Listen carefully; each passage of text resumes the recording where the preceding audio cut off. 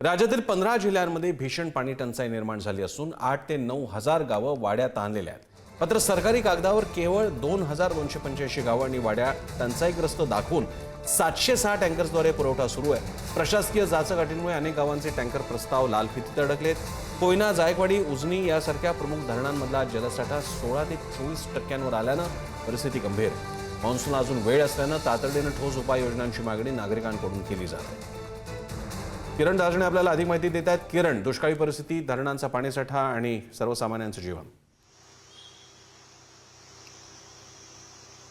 प्रसन्न sir, एकूणच सध्याची जर स्थिती बघितली तर ज्या वेळेला विहिरी अधिग्रहित केल्या जातात त्यावेळेला त्याचं पूर्ण ज्या वेळेला पाणी संपतं त्यानंतर टँकर खरं तर सुरू होत असतात।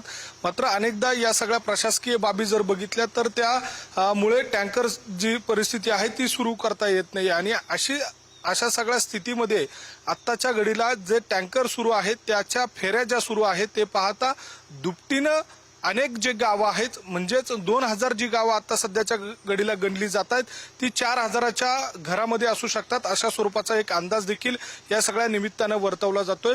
उन्हाचा तडाखा वाढत चाललेला आहे त्यामुळे बाष्पीभवन मोठ्या प्रमाणात होतंय आणि त्यामुळे धरणातला पाणीसाठा जो आहे तो देखील झपाट्यानं कमी होतो।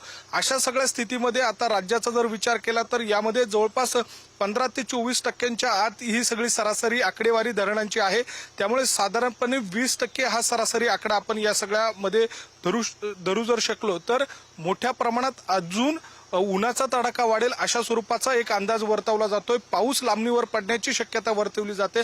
त्यामुळे उर्वरित जो काळ आहे जूनचा आणि जुलैचा ते पाहता भीषण पाणी टंचाई येत्या काळामध्ये जाणू शकते आणि त्या सगळ्यामुळे जी टँकरवर जी भिस्त ज्या गावांची आहे त्यांना अधिक सामना या सगळ्या काळामध्ये करावा लागू शकतो। शासकीय मदतीची या सगळ्यांना गरज अधिक भासवू शकते। त्यामुळे येत्या काळात नागरिकांनी पाणी जपून वापरावं अशा स्वरूपाचं आव्हान देखील वेळोवेळी प्रशासकीय पातळीवरनं केलं जातंय आणि त्या सगळ्या काळामध्ये आत्ताच्या घडीला नागरिक जरी दिलासा देत असले तरी अनेक गावांमध्ये टँकरने पाणी पुरवठा केला जातोय। हंड्यानं अनेक महिलांना पायपीट करत आपला जो पाण्याचा प्रश्न आहे तो सोडवावा लागतोय। धन्यवाद किरण, तुम्ही दिलेल्या माहितीबद्दल। हे दिवस लवकरात लवकर जातील आणि पावसामुळे दिलासा मिळेल अशी अपेक्षा आहे।